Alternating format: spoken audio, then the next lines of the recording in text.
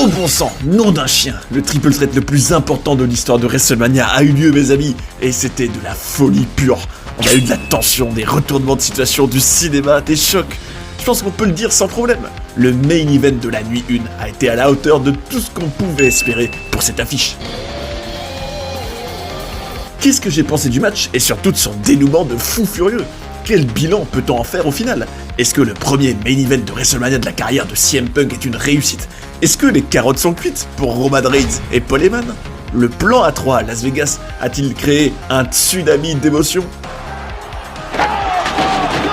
Prenez-vous un americano, faites vos jeux et parlons de ce match de fou.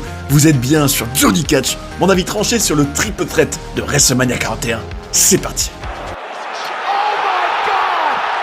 Laissez-moi vous dire quelque chose, mes amis, ce match était complètement dingue et nom d'un chien, quel tourbillon d'émotions, mais vous allez voir, vous allez tout comprendre et surtout saisir pourquoi je suis dans tous mes états après cette affiche de dingue. Mais ce que je vous propose, c'est tout simplement prendre chronologiquement et vous dire ce que j'ai pensé de tout ça, point par point. Déjà, ça avait commencé très fort, je vous le dis, il y avait un clip épique avec des images en noir et blanc du passé, avec un morceau de métal d'ailleurs. Les fidèles de la chaîne, vous en souviendrez que j'ai toujours dit que c'est mieux le métal et le hard rock pour le catch, et encore une fois, on en a eu la preuve. Les promos où il y a ça, c'est tellement bien, c'était épique, et franchement, j'ai beaucoup aimé. Donc ensuite, on avait, alors c'était très intéressant la structure, parce qu'on a d'abord eu les entrées de Rollins puis Roman Reigns, et après il y a eu encore un petit clip, un package on va dire, pour CM Punk, et ça je vais en parler, c'était franchement dans tout ce qui a, on va dire, précédé le match, ça fait partie de ce que j'ai préféré, c'était génial, enfin je vais vous dire pourquoi. Donc déjà, ce qu'il y a à signaler, et quand on sait le dénouement, nom d'un chien, tenez-vous bien et accrochez-vous surtout mes amis, quand on sait le dénouement, c'était peut-être pas un hasard. Seth Rollins, qu'est-ce qu'il a fait? En fait, pendant son entrée, il a eu deux tenues différentes.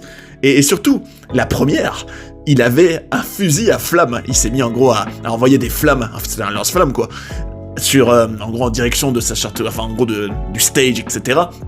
Et à ce moment-là, vous savez à quoi j'ai pensé?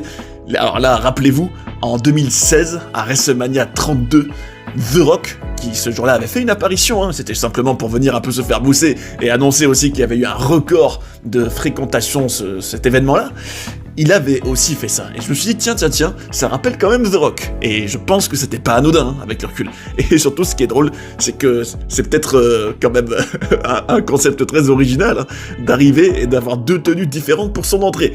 D'abord Rollins était en noir, puis en blanc. Est-ce que c'était symbolique? Est-ce que ça représentait un peu le biface Rollins? C'est pas impossible, croyez-moi, quand on connaît la suite. Un autre qui avait du blanc, c'était Roman Reigns, bien sûr, et c'était quand même très bizarre de le voir avec des couleurs inhabituelles pour